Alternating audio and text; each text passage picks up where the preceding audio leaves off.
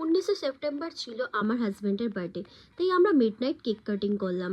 তো এই কেকটি ছিল আমি অর্ডার দিয়ে আনিয়েছিলাম। তো প্রবীর খুব ফ্রুট কেক খেতে ভালোবাসে, আর যেহেতু ক্রিসমাসের টাইম তো তার জন্য সব জায়গা থেকে অ্যাভেলেবেল থাকবে, বাট আমি এটা অর্ডার দিয়ে আনিয়েছিলাম।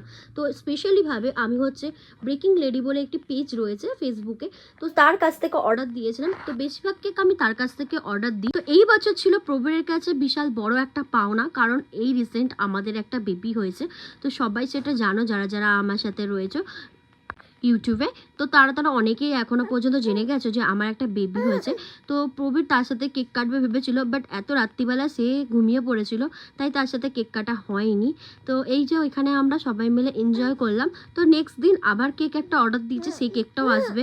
আমি জানি তোমরা অনেকেই আমার ভিডিও দেখতে পাও না বলে ভাবছো যে আমি হয়তো ভিডিও করা ছেড়ে দিয়েছি। না, আসলে আমি একটু বিজি হয়ে গেছি, কারণ আমার একটা ছোট্ট বেবি রয়েছে, সবাই জানো ভালো করে। তো তাকে নিয়ে থাকতে থাকতে অনেক কিছু রয়েছে, তার দায়িত্ব অনেক কিছু পালন করা।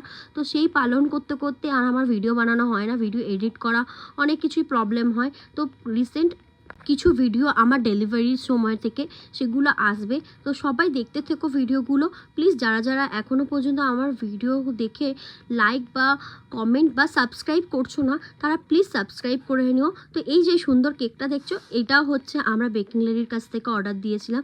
তো খুব সুন্দর কেক বানায়, আমার বাড়িতে যে কটা কেক আসে না কেন ওর কাছ থেকেই আসে, মানে প্রিয়া মেয়েটার নাম।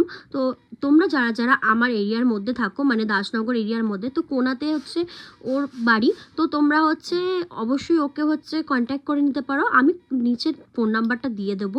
তো তোমাদের যারা যারা নিজেদের স্পেশাল ডেতে কেক অর্ডার দেওয়ার থাকবে, তারা প্লিজ কেকটা অর্ডার দিয়ে দিও এর কাছ থেকে। তো অত্যন্ত সুন্দর করে, এটা আমার ছিল রসমালাই রাবড়ি কেক। তো দেখো রসমালাই ওপরে ভরে ভরে দিয়েছিল। তো এখানে আমরা সবাই মজা করে আজকের দিনটা কাটালাম। ভিডিওটি কেমন লাগলো অবশ্যই জানিও।